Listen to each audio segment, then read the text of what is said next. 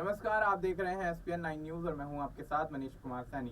भारत रत्न से सम्मानित बिहार के भूतपूर्व मुख्यमंत्री जननायक कर्पूरी ठाकुर की शुक्रवार को 101वीं जयंती मनाई गई। इस मौके पर विकासशील इंसान पार्टी के प्रमुख और बिहार के पूर्व मंत्री मुकेश सैनी ने जननायक कर्पूरी ठाकुर की जयंती के अवसर पर उन्हें नमन कर श्रद्धांजलि अर्पित की।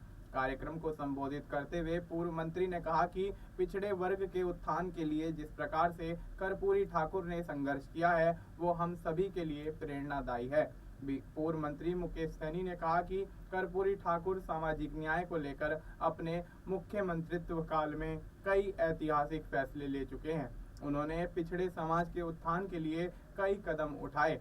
उन्होंने कर्पूरी ठाकुर को अति पिछड़ों के मसीहा बताते हुए कहा कि कर्पूरी ठाकुर गरीब, शोषित एवं वंचितों को न्याय दिलाने के बाद आजीवन देने का काम करते थे।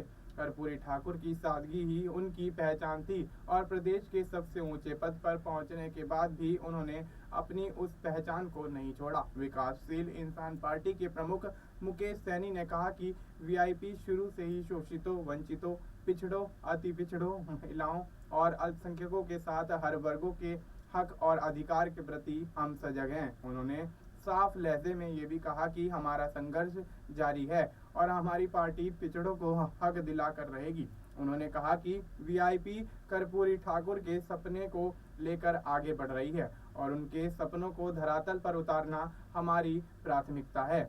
इससे पहले चौथम प्रखंड में पुसी पूर्णिमा मेले के उद्घाटन अवसर पर लोगों को संबोधित करते हुए पूर्व मंत्री मुकेश सैनी ने भारतीय जनता पार्टी को जमकर घेरा। उन्होंने कहा कि बिहार में जनता का बेटा राजा बनता जा रहा है, इस वजह से विकास नहीं हो रहा है। हम जाति और सभी धर्मों के लोगों का सम्मान करते हैं, आगे भी हम समाज के लिए लड़ाई लड़ते रहेंगे। बीजेपी के लोगों से कहिए हमें फ्री का राशन नहीं बल्कि हॉस्पिटल और शिक्षा चाहिए, हमारे बच्चे को नौकरी चाहिए। अब ऐसे में बिहार में विधानसभा चुनाव से पहले कर्पूरी ठाकुर को याद करने के बाद जिस तरह से पूर्व मंत्री मुकेश सैनी ने भारतीय जनता पार्टी पर निशाना साधा है तो उससे बिहार के अंदर सियासत गरमाती हुई नजर आ रही है। देखना ये होगा कि आगामी विधानसभा चुनाव में मुकेश सैनी का झुकाव एनडीए की तरफ रहता है या फिर इंडिया गठबंधन की तरफ वो झुकते हुए नजर आते हैं। और ऐसे में आगामी विधानसभा चुनाव में किस तरह के समीकरण रहने वाले हैं ये भी एक बड़ा सवाल बन रहा है। फिलहाल आपको इस मुद्दे पर क्या कुछ लगता है, आप अपनी राय हमें कमेंट करके बता सकते हैं। बाकी देश और दुनिया से जुड़ी तमाम जानकारी के लिए आप देखते रहिए SPN 9 न्यूज।